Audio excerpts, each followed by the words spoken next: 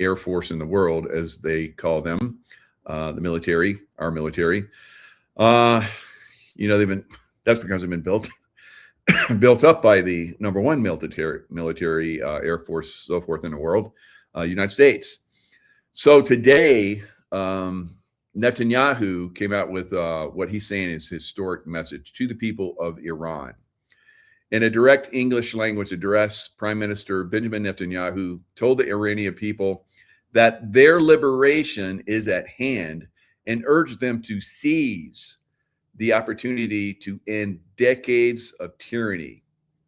So he issued a powerful and direct message to the citizens of Iran on Tuesday, framing the current military campaign as a historic war for freedom. And I agree, not just for Iran, but for the rest of the world from this Shia Muslim insanity, right? That's been, imposing itself all around the world, right? And obviously backed up by the deep state, which loves insanity, loves, people that do horrific things. So that this is what we're seeing. So the Shia, who are their ultimate controllers, right? So that's probably the British, and the deep staters, right? All right. So Prime Minister reached out to the Iranian street, assuring them that the joint Israeli-American operations are focused solely on the targets of the regime rather than the civilian population. Netanyahu characterized the current moment as a once in a lifetime opportunity. Definitely for, people usually live about 40, 50 years, sometimes 60. So we're at 47 years of this madness that took over Iran, the Shia Muslims, right? So, and then they started to,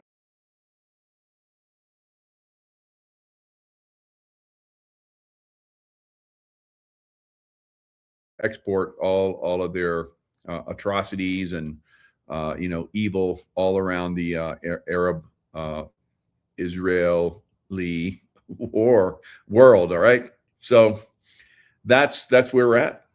So he promised that the help has arrived and that conditions for the Iranian people to take charge of their own destiny are being created in real time through the systematic destruction of the Ayatollah's Shia power centers. All right.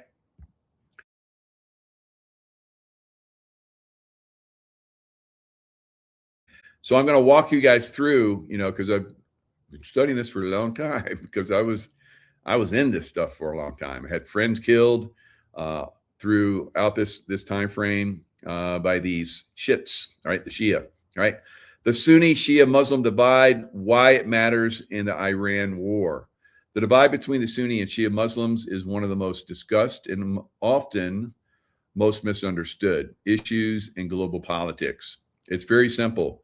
The Shia are radical savages, right? And they try, like I said, to impose their will on everybody else. And the Sunni will push back, like the Saudis, and of course Saddam Hussein. Now the Sunnis in Iraq were not as numerous as the Shia, so it was so Saddam had to rule with an iron fist to keep them under control. Of course, he got a lot of help from Iran, and the Kurds didn't like them either. Didn't like the Sunni, stronghold. Saddam Hussein gassed them, chemical weaponed them, all kinds of crazy stuff. But Kurds were able to maintain, fortunately. All right, so. So the split began in 632, following the death of the Prophet Muhammad. The central question at the time was regarding a succession plan. One group believed the leader should be chosen by consultation among the Prophet's companions. That would be the Sunni. They supported Abu Bakr, a friend and early follower of Muhammad. This group later became known as Sunnis, from Ahi al-Sunnah. I'm sorry if I'm probably butchering the heck out of it, but meaning people of the tradition.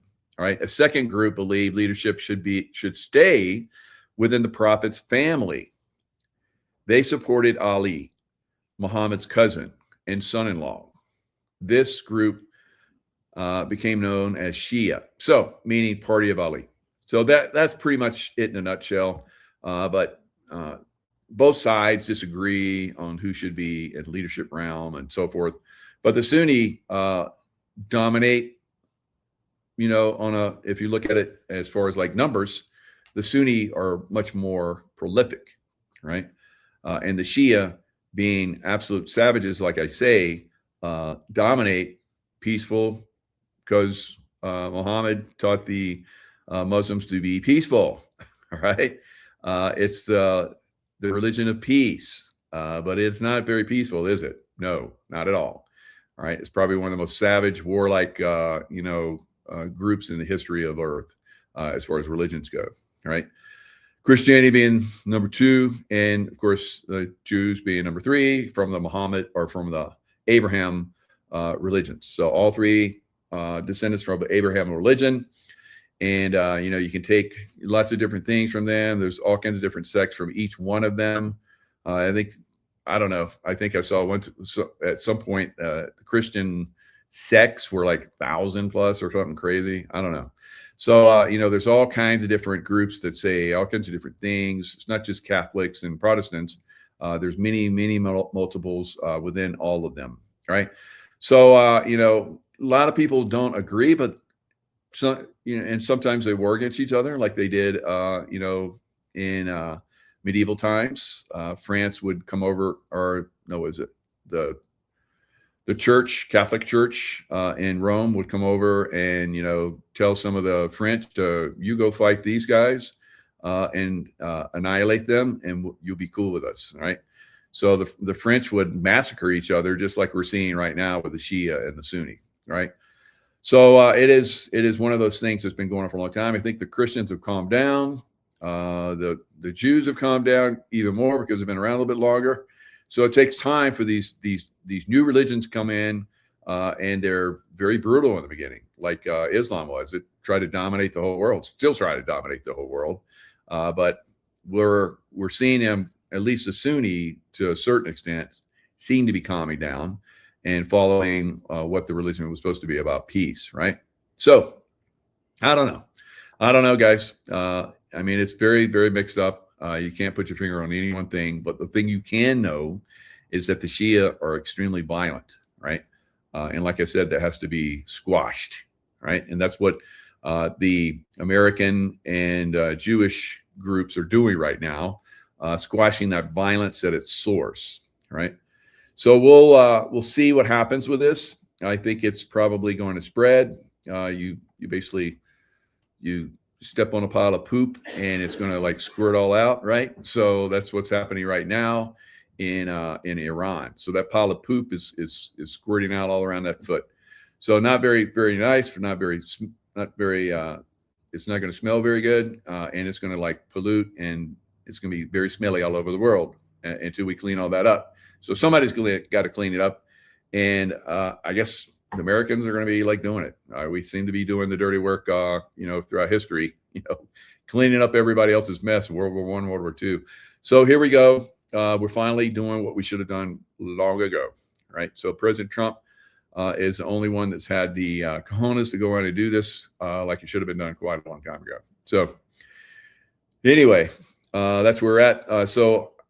All Khomeini, Supreme Leader, Al-Sistani, the Grand Ayatollah, Nam Qassem, Hezbollah leader, all senior Shia leaders, right? All of them. And I'm going to talk about this because I've had direct experience with a lot of these Shia.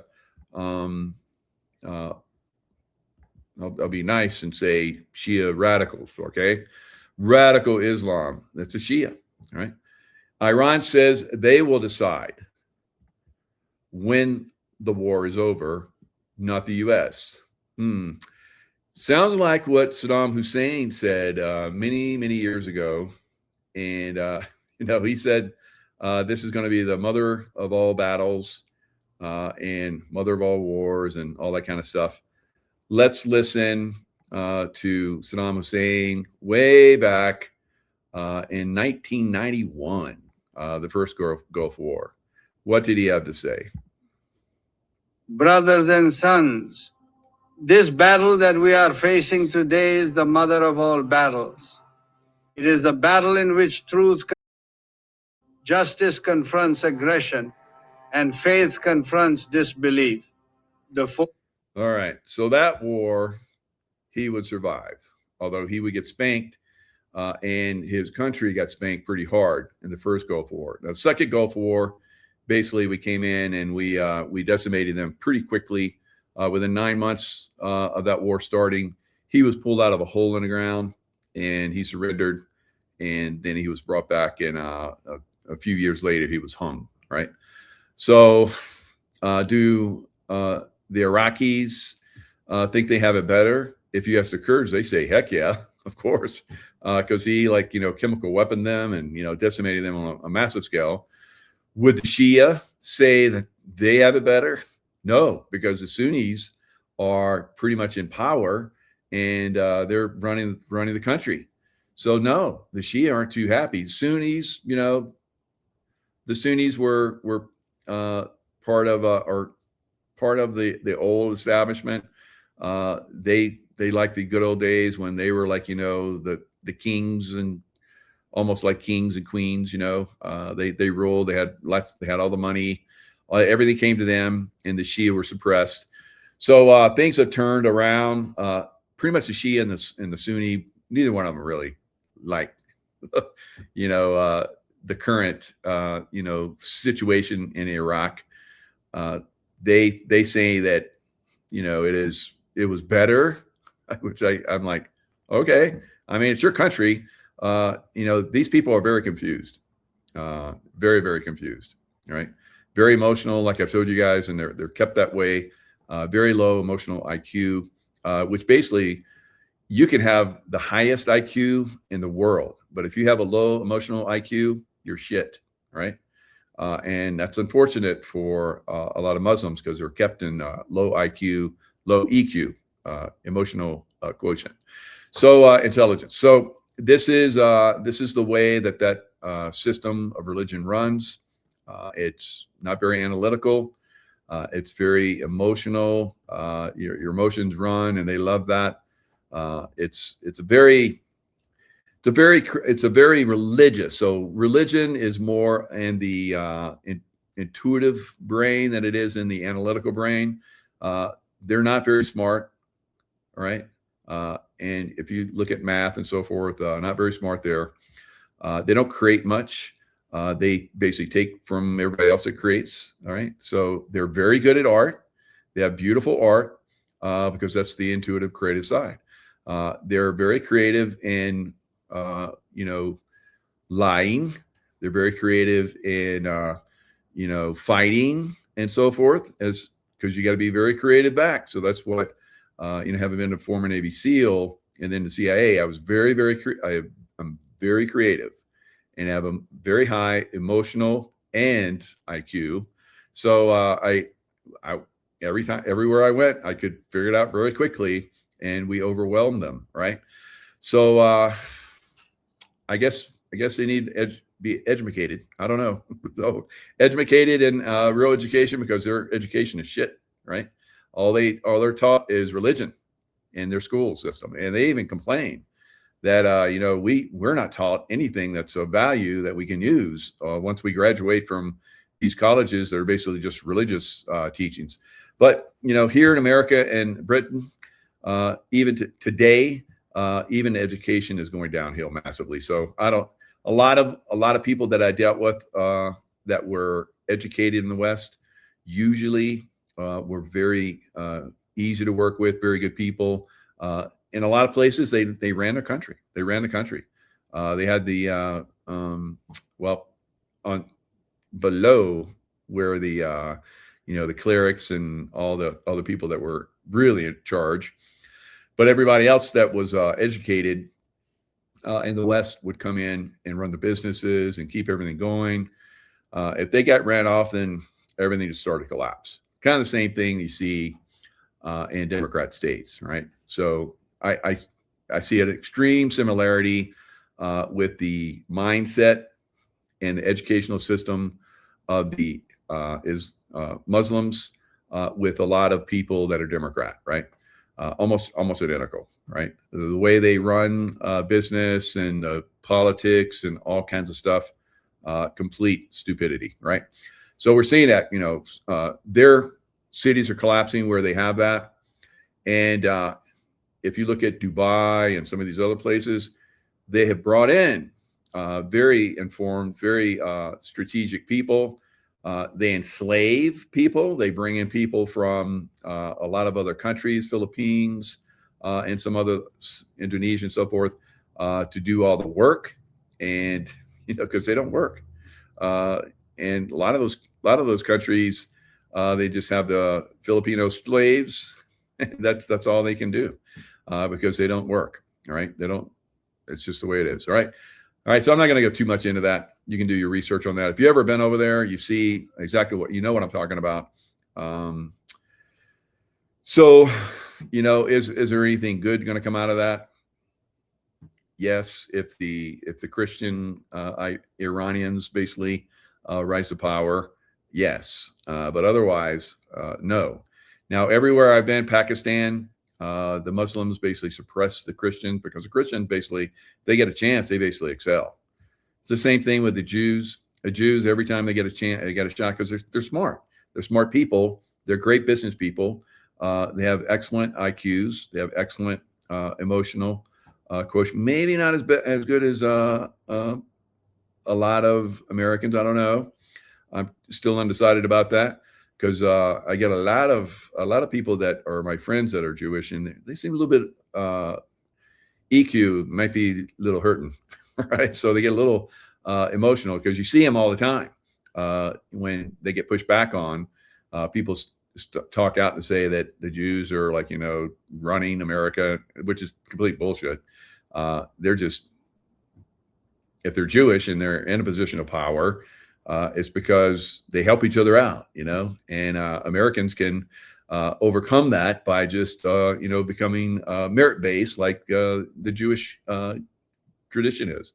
Very merit-based, and they help each other, rise to the top. Now, everybody wants to argue with that. I don't care. It is whatever you want to make it, but logic and emotional IQ will basically guide you to the point where anyone that has really good merit should be rising to the top. And if it's Asian, which a lot of colleges push out the Asians now because they're so smart, right? So they don't want Asians in the colleges now. It's like, why? It's, to me, it's like, same thing, merit-based. And if the Asians are rising to the occasion, they work hard and they focus and, duh. So that's one of the problems that we have with, people that think that, things should be run a certain way. The only way they should be run is if someone's got the merit, they should rise to the top, right? Now, I've seen, in a lot of institutions that I've been involved with, especially the CIA, parts of the military and so forth, not all of them, but parts of it, where non-merit-based people seem to rise to higher levels. And I've seen that in the FBI. I've seen that in some local police forces and so forth, because the deep state doesn't want people that are smart. They want people they can control and manipulate. So a lot of times they'll put in people that are absolute horrific, right? Like just recently, we saw one of the J6 Capitol policemen was just convicted of 6 or 8 counts of felonies and so forth, was intoxicating women and raping them. So and he was a guy that got an award, of course. So these are the types of people that the deep state wants to move up. So that's not merit-based, obviously. That is manipulated control. And you see that very, very prominently within the Shia organizations. You see that very prominently within, the Democrat. And I'm not going to pick on the Democrats. I'm going to say Uniparty from now on. You see that very prominently within the Uniparty because there are some good people. one or two in the Democrat Party, and then a bunch within the Republican Party. But there's a lot of rhinos that side with the bad Democrats, which are most of them. So that's what I see. I just call it out how I see it, and I know a lot of you guys agree. And if you don't, do the research yourself and find out. Right? Find out for yourself. Do critical research, critical thinking.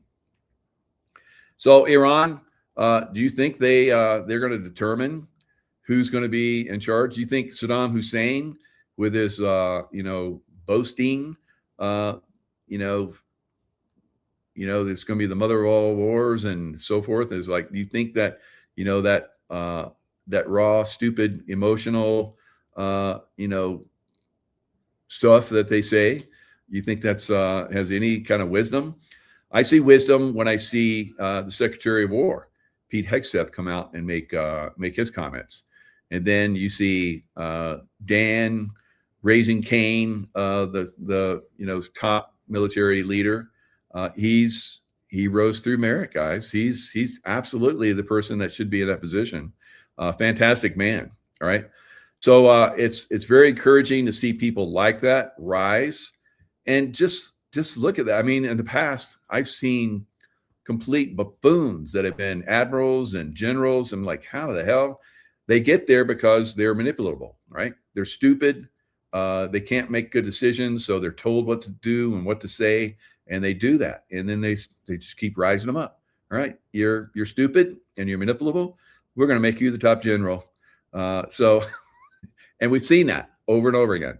So Trump has been trying his best to clean that up and get those deep state, senior military people out.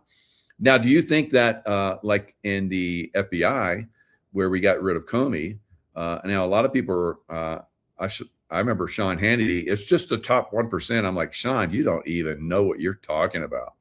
You have never worked with the FBI, have you? Right? So it is embedded all the way deep down in the FBI. I say the FBI, they're good people. Yes, they're good people in the CIA. I work with them.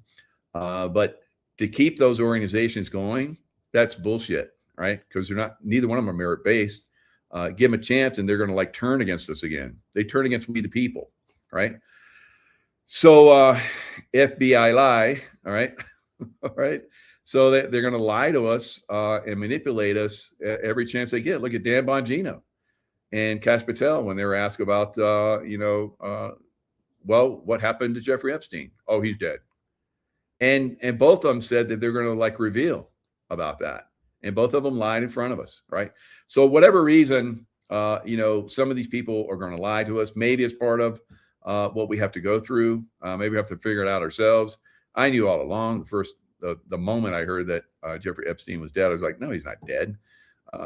Either the bad guys got him and got him out of there, or the good guys, which I believe got him out of there, and they are controlling that. And I think that they turned Jeffrey Epstein many years before that. And that's how they have all this information on these guys. So anyway, no, Iran is not going to decide how this battle is going to end. The people are. So we're trying to get even Netanyahu, which a lot of people don't like him, but I don't particularly care for him myself. But he's useful right now, isn't he? Yeah. So sometimes that happens. You get these useful people. You let them stay in power because they're manipulable by the good side, and we can at least depend on them to do what we're getting them to do, which is they're doing a great job of taking down the Shia jackasses. All right. So we're going to continue to see that. We're going to continue to see Israel hammer Hezbollah, maybe get them to the point where Lebanon can kick them the hell out of there completely. The Shia are running almost pretty much. It used to be mostly Christian. So the same thing with Iran, mostly peaceful, beautiful, great food, great countryside in Lebanon. And then you get these Shia assholes come in and start to take over. So they need to get kicked out. They need to get squashed and kicked out. The same thing needs to happen in Palestine. They need to be squashed and kicked out. and then the Palestinians can have great seaside resorts and tourism and so forth, and they'll all be happy and rich, right? So that's a promise for them. Same thing in Cuba. So Cuba is right on the verge of collapsing, and then we're going to have free and fair trade going on with Cuba. We're going to have tourism going on there like crazy. I'm going to be on one of the first flights to go to Cuba when it gets freed up. So it's going to be magnificent. So it's going to happen. It's going to happen around the world, guys. But we have to take down these Shia jackasses. All right. We need to start focusing on that. And if we got some Sunni Muslim assholes, they need to be taken out too, right? Or some Jewish assholes, like, I don't know, maybe Netanyahu, need to be taken out too. So all the assholes go bye-bye soon, all right? At some point, they all go. At maybe some level, they're being useful idiots for us, or for the good guys, right? The white hat military. But at some point, they have to stop. Maybe they'll be able to, like in Cuba, they're like, yeah, Castro family, you can stay. We're not going to do anything to you. I don't know about the people, but but they're gonna be able to stay. So it's gonna transition, guys. Cuba's gonna transition probably really soon. They have no power. Trash is piling up on the streets because there's no gas there, because basically we won't let Venezuela give them free gas anymore, pretty much. So the Cubans were basically like Venezuela's slaves. All right. So they were like running everything. That's probably not happening anymore. So all of this is turning around, and it's turning around in a good way. All right. So let me break down just how bad these Shia are. You guys keep hearing me. How can you be so potty mouthed about the Shia? Well, let me show you. All right. Let me show you. All right. I have lots of reasons. All right. One of them is a couple of my SEAL buddies hung from bridges. Right. So graphic content. This was a pivotal moment that changed the Iraq War. War began. These violent scenes remain a defining moment of the US-led invasion. On March the 31st, 2004, 4 US civilian security contractors drove into the city of Fallujah, tasked with protecting catering trucks. Masked insurgents ambushed them using rocket-propelled grenades and AK-47 rifles and dragged their bodies through the streets. All right, so one of my buddies, Scotty Helveston, SEAL, former SEAL, that was working for Blackwater like me, doing security work. He was one of the guys, and he and another SEAL were a couple of the guys were in the vehicles that were escorting these vehicles. All right, so they got ambushed, and my buddy Scotty, from what I heard, the other vehicle was ambushed, and they were in a circle, so they came back to help them, and then they unfortunately the crowd was too much, and one of those things, never leave a buddy behind. Well, sometimes it might be smart to do that when there's no help. You're going to die trying to go back and help them. So that's what happened with him, unfortunately. So they were shot. The cars burned. So their bodies were, burned. They were dragged through the streets, kicked. The Iraqis have this thing where if they take their shoe or their foot and they make contact with you, that's a great insult. So you had little kids, that were like, taking their shoes and, hitting their bodies, or they're being dragged through the streets. And then they took them to the Fallujah Bridge and they hung them there. So it was not long after that U.S. military came in and hammered the hell out of Fallujah, right? And it needed to happen. So here's the pictures. So again, hide your eyes. I remember when I was a little kid, they used to hide my eyes in the horror scene. So this is pretty much one of those. If you got little kids around, they don't need to see this. So here's the guys who are hanging from the bridge, right? So not pretty, right? But look at all these kids involved, right? They're all laughing, having a good time.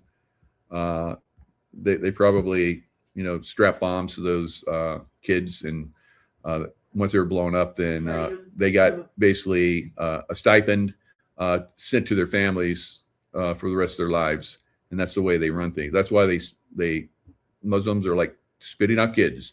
One is so they can use them to be terrorists. So when they blow themselves up or get stuck in prison, the families get a stipend. And also, if they overpopulate in a Democrat area, they can outvote everybody and take over and turn everything into Shia law. Shiite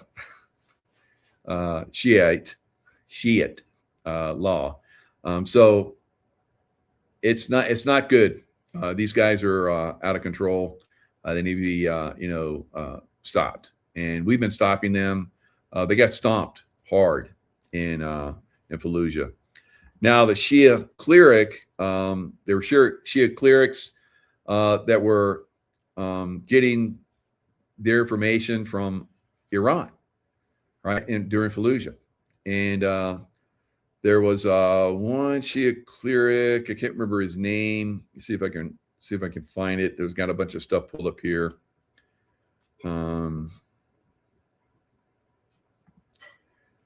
So I don't see it. So if I remember, I'll bring it up. Abu Bakr, I think was his name, something like that. But he was a cleric, and he was basically running the show. I'm surprised the guy survived. I think the military wanted to take him out, but they were told not to because he was running the horror show that was going on in Fallujah. So Fallujah, a lot of SEAL combat during that time frame. A lot of heroes made. A lot of heroes in a bad way, where they jumped on grenades and all kind of crazy stuff. So and then you saw their bodies come back, and then the guys were like, hammer their tridents on the coffin. So we had a lot during that time frame. So yes, I have some real problems with the Shia, right? So so it came from Ayatollah Ali al-Sistani, who was Iraq's most revered Shia cleric. All right. So remember, Shia, shit. Right. Sistani's statements during the conflict were significant. He called for unity and resistance against ISIL, mobilizing support for the Iraqi forces. Various militia leaders influenced by clerical rhetoric. All right. I would see them on Friday where they went to the mosque. Friday is their holy day. Saturday is the Jewish, and Sunday is the Christian of the Abrahamic religion. So that's their day, and they would go to the mosque and they get all fired up, and they come out blowing people up and shooting and all kind of crazy stuff. So I saw this throughout the Middle East, guys, throughout the Middle East, right? Wherever the Shia were, right? And Pakistan. They would go into their mosque, and they come out, and Friday's like, okay, get ready, guys, here he comes. And that's usually when I would see things a week in advance. I'd say, okay, there's going to be an attack on this road at this time, and sure enough.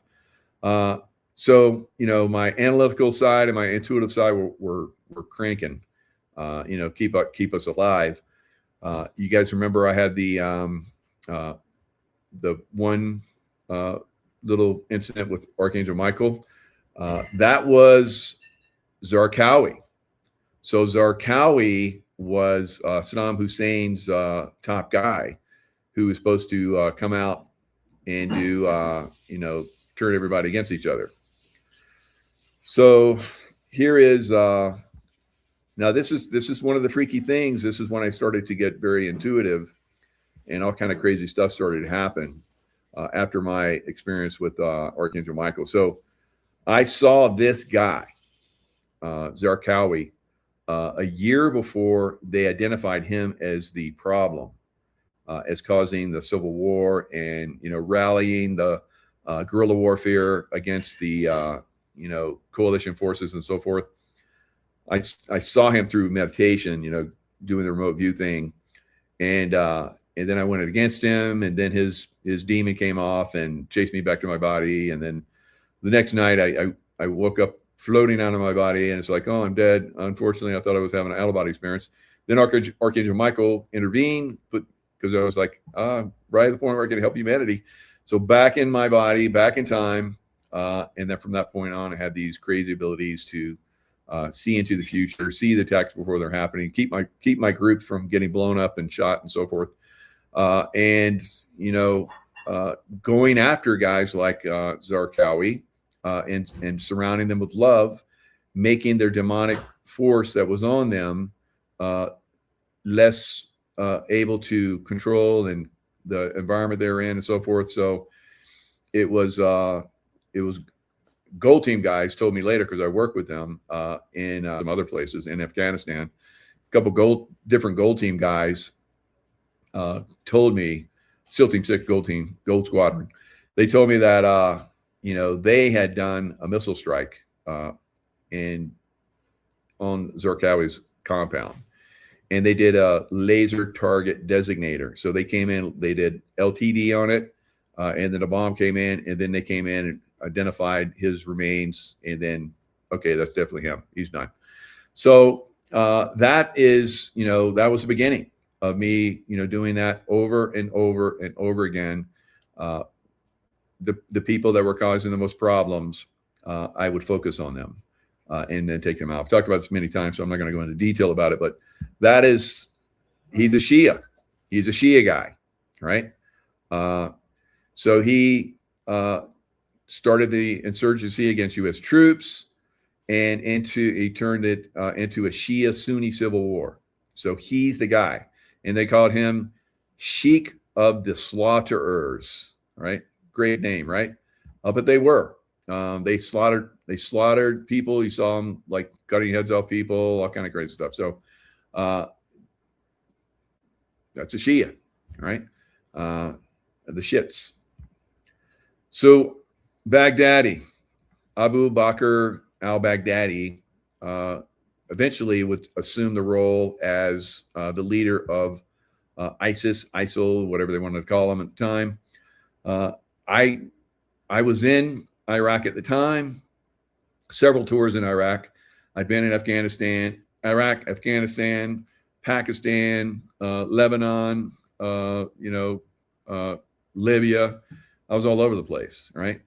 So I saw all this stuff. I had an ability to see a lot of this craziness that was going on out there, right?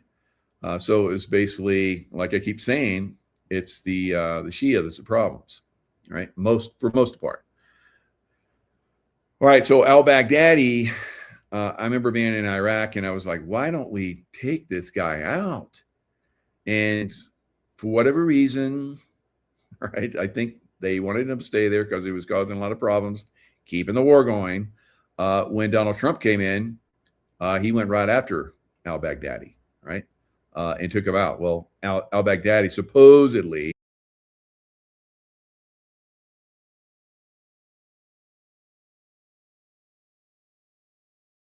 took himself out, and a dog was chasing him down an underground tunnel. And a dog, huh? Or was it a cryptid? So, I don't know. So, and I remember President Trump. So I guess he was being chased by the dog, and he blew himself up before the dog could get him. It's okay. And so President Trump had the dog at the White House. Said, "This is the dog that chased him down the tunnel. He was wounded. That dog didn't look wounded to me." So those of you guys that know the Dog Man story, I think there might have been some involvement there. So I don't know. They're very good at going into the tunnel systems. I guess they did that in Vietnam, all kind of crazy stuff. There's lots of different crazy stories out there. Kind of like my crazy stories of like, sending love to like people and then they like go bye-bye. Do you guys believe that? Some of you guys don't, but it magically happened, right? I'm a magic man. So, so my wife's in the background when you met me. That's when it all started. She said, okay. How Iraqis view life after the fall of Saddam 20 years ago today. So like I said, you have all these different groups that are like, yeah, it's not as good. And, when it first happened, they're all like, yay. Half of them were good for it and half of them were against it. 49, 50% were like, yay, he's gone.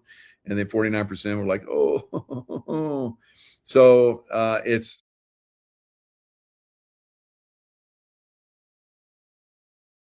sending our love on a rainbow beam, connecting hearts tonight.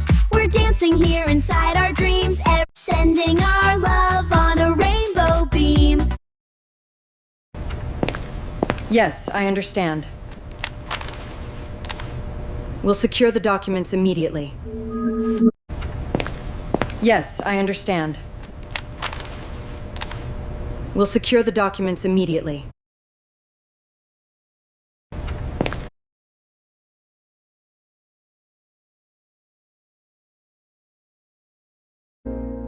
Our love, our love, our love. We pray for our country from above. Yeshua bless all. We move in love, love, a better place.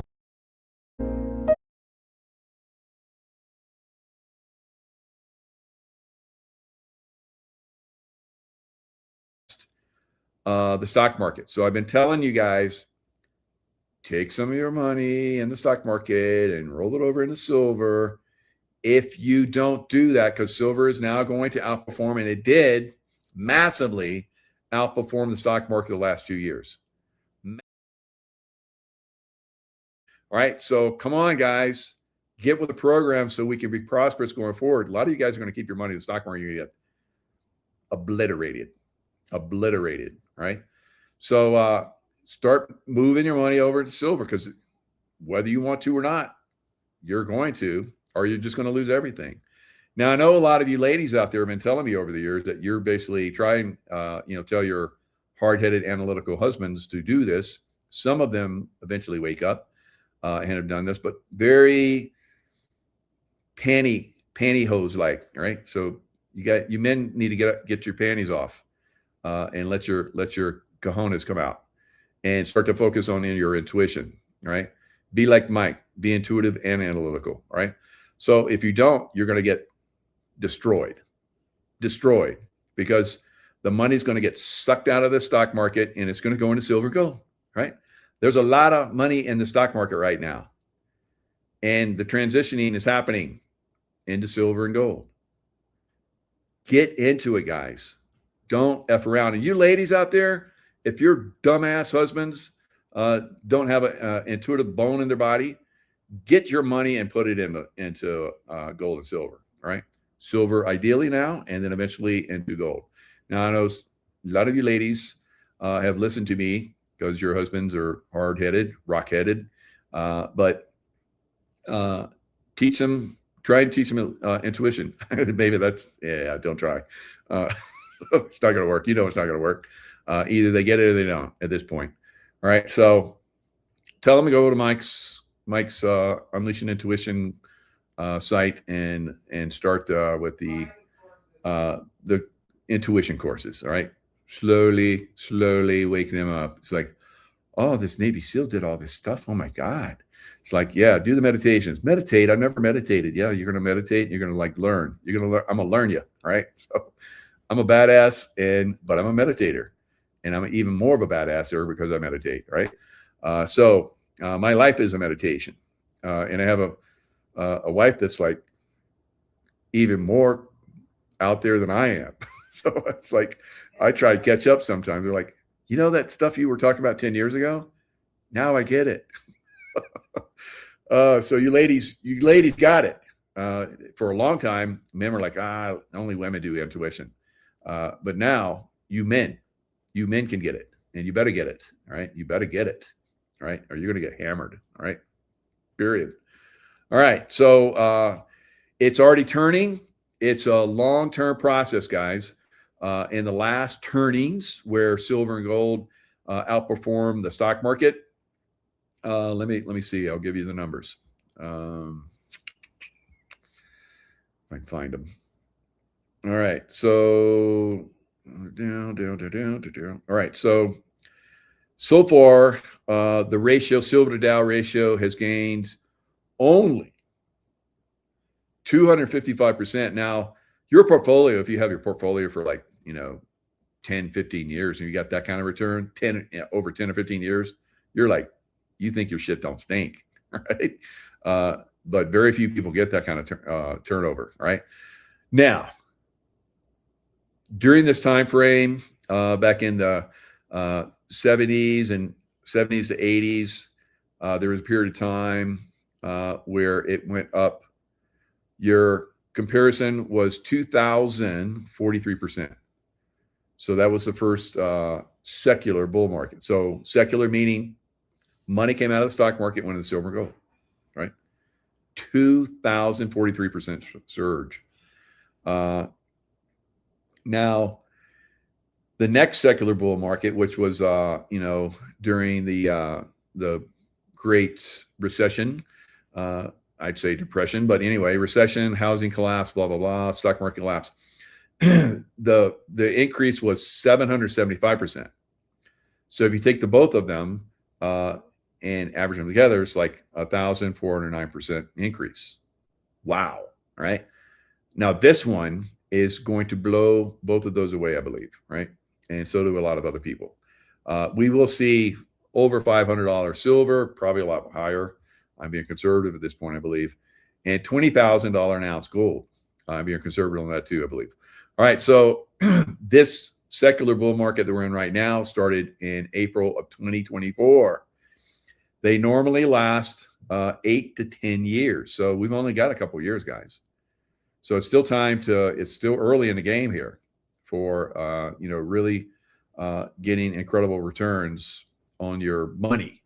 All right. So if you still have money in the stock market, which I know a lot of you do, you're going to get spanked, right? In the Dow to silver ratio. You already got spanked the last 2 years when I've been jumping up and down saying, get into silver, right? And of course, I believe the best way is with Dr. Kirk Elliott. So the link is right in the description box. So today, silver was up, pulled back a little bit. It passed $90. That's a little sticky point, 90 before we go to 100. So it kind of pulled back to 88. Right now, it's back to 89, starting to pull back up again. Gold is doing really well. Platinum, palladium, both doing really well. Bitcoin bounced. Stock market bounced yesterday, and it was up kind of good today, but then it pulled back at the end. So we may see this puppy. It could be a dead cat bounce for the stock market. I don't know. We'll see. All right. Regardless, if you don't get into silver, you're going to be hating life.